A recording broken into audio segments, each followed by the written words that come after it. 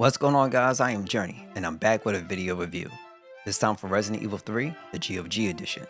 This is the last of the trilogy that's being released on GOG, and they've done a wonderful job making sure everything is updated for modern systems, or at least your modern PC. Now, before we get further into the review, let me just say this. Your DirectX settings is still the same thing, just like Resident Evil 1 and 2. So as you're going for your configurator, and you're trying to set up, you can follow the same thing you've always done. So just keep that in mind. Now on to the review. You are Jill Valentine, and you're trying to get out of Raccoon City. You only have but so much time to do it, and time is of the essence. Along the way, you're going to meet some allies, and you're going to meet a lot of enemies. You got your regular zombies, you got your pigeon zombies, you got your dog zombies, your hunters, and everything else that Resident Evil loves to throw at you. And some enemies in between. But your overall ultimate nemesis is exactly the name as I said it. Nemesis. This big hulking beast of a ridiculously constructed thing that God wouldn't even touch with his own two hands. Just keeping it real. So, this thing has intelligence, it has power, it has speed. It speaks, and it loves to say stars. And that's exactly what he's after. Every member of stars, and Jill is a member of stars. He wants her. And, I ain't going front on one or two, the Jill sandwich is the thing, but he wants her for something different. But either way, she needs to get out. And that's where you come in, the player. It's your goal to get her through all obstacles and help her get to the other side. Some of the benefits that comes with this game is increased scaling, better DirectX rendering, better audio, a bunch of various quality of life improvements that GOG claims that comes with this release. And looking at their store page and seeing the detailed list of things, I do feel as though they have done a really masterful job. But I also do wish that Capcom would at least have stepped up and at least have offered a version of these games for other platforms like Steam, Xbox, PlayStation, Nintendo Switch. Because if we're going to talk about game preservation, it's going to be more than just obviously GOG, because they can only do but so much. But they've done a really wonderful job here with these series of releases, especially Resident Evil 3. Here are some side notes. When you start the game, you have a choice of selection of costumes.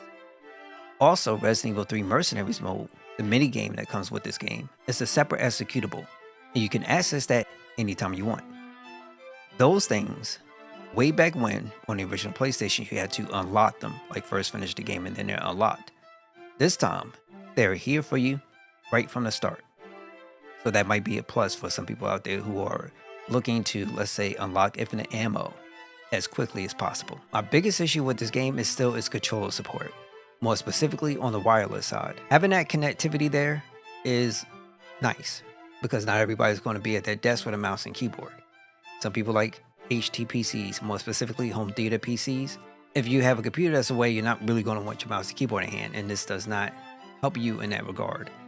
You have to use Escape to exit your game. Their controller configurator is okay. You have access to all your buttons for the most part, and unfortunately, for me, I can't go in and change what buttons do what. It's just been impossible for me. And if I try to bring it into Steam as a non-Steam game and configure it from there, it's just not going to work, period. You're better off disabling it. If you actually have it enabled and you go in, it's not working, so you decide to disable it, the game is going to flash. And then it'll come back again. But at that point, you're going to have double inputs. So this whole thing that they have going on with GOG, and I don't know why it needs to conflict with Steam's controller API. I don't get it.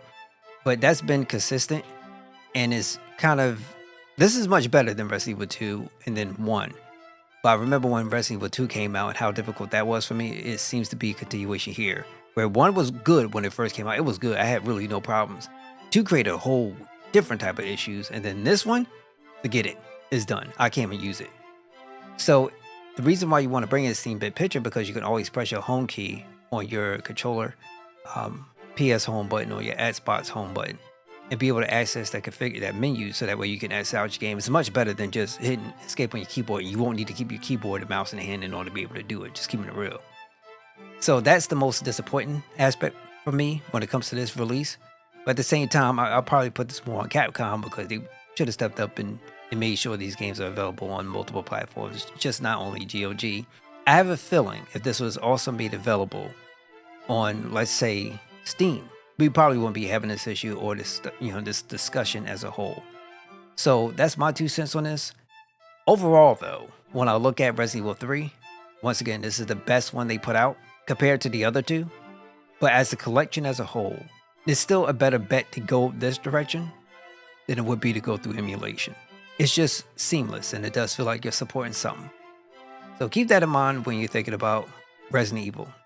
But that's my thoughts on Resident Evil 3. Remember, you can also pick this up as a collection for $24.99, but each game standalone is $9.99. So it's up to you.